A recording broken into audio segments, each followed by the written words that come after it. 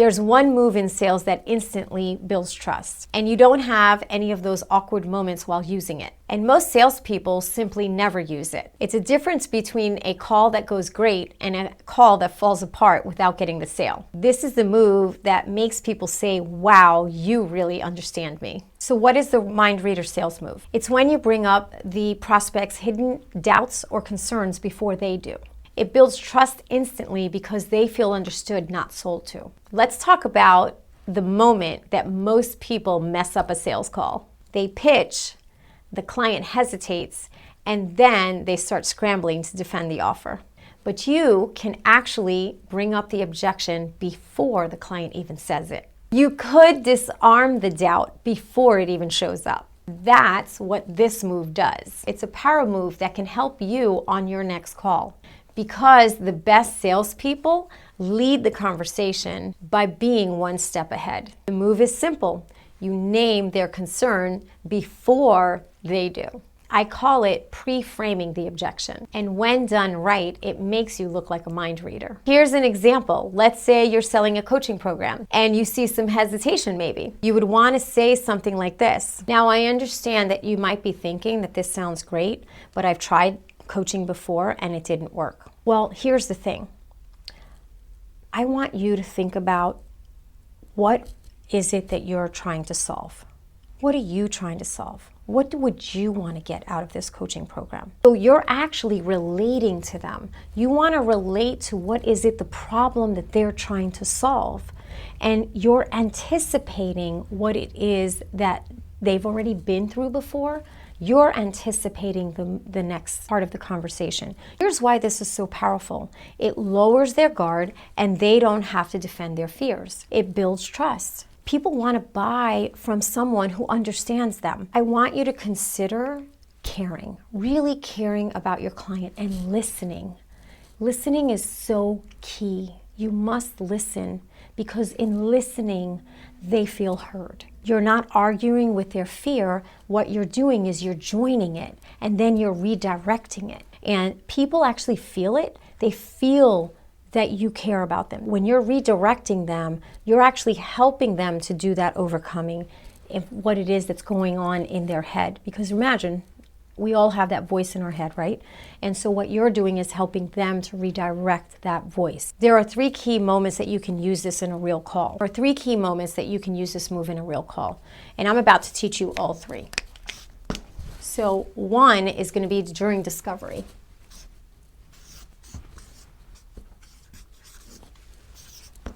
This is a good one that you can use early on and understand exactly how they are feeling. This is what you say. Most of the people that I work with are super driven, but they've had a hard time turning that effort into consistent results. Does that sound familiar? Number 2 is right before the pitch. You want to use this before you ever pitch the price or the offer. You want to say something like this. A lot of people at this point feel nervous about investing in themselves. And at this point, this makes sense. I've been there. Now they feel you really understand them and that you are not just trying to sell them without any experience. So number 3 is during the follow-up. This one is extremely important because the follow-up is one of the biggest parts in sales. You want to say something like this. So if I'm being honest, most people don't move forward because they're afraid of change, even if they know that it would help. This move doesn't pressure them, it connects with them. And when people feel seen, they stay in the conversation. That's why it's powerful. This is something that is so, I don't care how many times you say this to people, they just don't do it. One of the things that you want to do is write down the last 10 objections that you've heard. So you want to write the last 10 objections. When you actually write down those objections, you're going to start to see that everyone has the same objections. There are only a certain amount of objections, and they're all the same. So when you actually know what the objection is, you're going to know ahead of time how to overcome that. You want to group them into categories. It's money, time, trust, etc. So it's going to be time and trust. If you actually take those objections and group them, you'll actually know what the absolute objections and the answers to those objections are. Craft a pre-frame line for each. So once you know what the objection is, now you actually know how to craft that line. If you are not using a script and you are not learning it and not learning those objections over and over to be able to overcome them in an instant and connect with that person that you're on the other line with, I'm going to be honest with you, you're not going to be in a position to be able to quickly overcome those objections. So if you haven't had any calls and you haven't heard any objections yet, that's fine. You can still do this. Let me give you a few of my own that you can steal. Let's say you are selling a course. This is the answer to the objection. I'm just not ready to buy because courses are just not my thing. So one of the questions that I would ask is, have you ever bought a course or a program before and didn't finish it? What would it look like if you had accountability built into it so that you could actually stay on course and be productive? So this is good to emulate the objection completely. So now here's the answer to the objection. I don't have time. Remember?